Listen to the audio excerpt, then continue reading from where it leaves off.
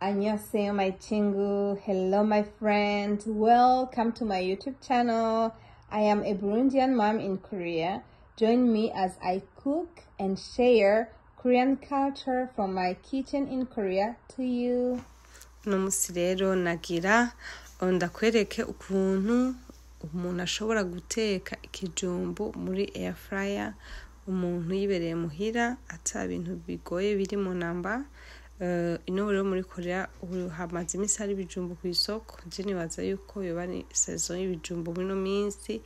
Rero navuze ntireka tugire aka recipe koroshe tumaze imisi tugira tukabona kameze neza.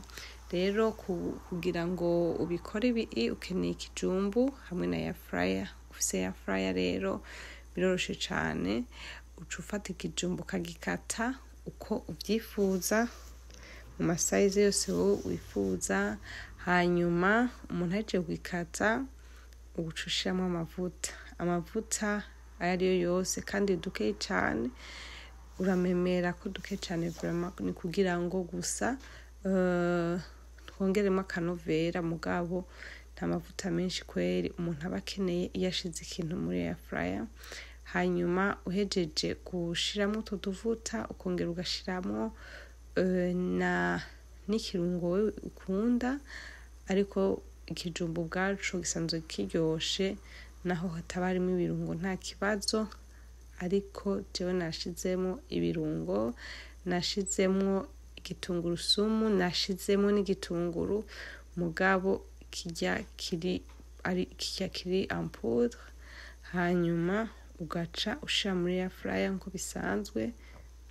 Air fryer rero bivana nawe air fryer yawe ukuntu usanzwe ikoresha, ushira harya nyine usanzwe ukora amafiriti uko bisanzwe.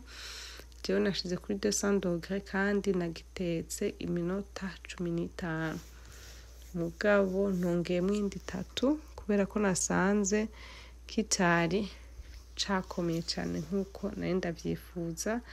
Ndaheza ndongeramo iyindi minota 3, hanyuma rero ugaca ugifungura uko nyene kiraryoshe, uko nyene kimeze. Abana baragikunda, abantu bakuze nabo nyene baragikunda, ariko tubwe twakirishije mayonnaise hamwe na moutarde. Umuntu yakoze agasosi hamwe na mayonnaise na moutarde, ushobora kugikoza agasosi wewe ukunda gufungura.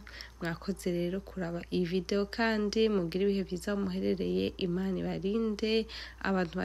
Abantu nabo muri ngaha muri Korea mugire ijoro ryiza mwese aho muherereye, kandi muze mutangure indwi neza mwese aho muherereye muri mu mavile atandukanye. Turabona ko mudukurikirana cyane kandi mukadushigikira. Imana ibarinde kandi muze mugire ibihe vyiza n'indwi nziza. Bari mu Burundi namwebwe turabona ko mudukurikirana ku bwinshi. Imana ibahezagire kandi mukomeze mugire ibihe vyiza.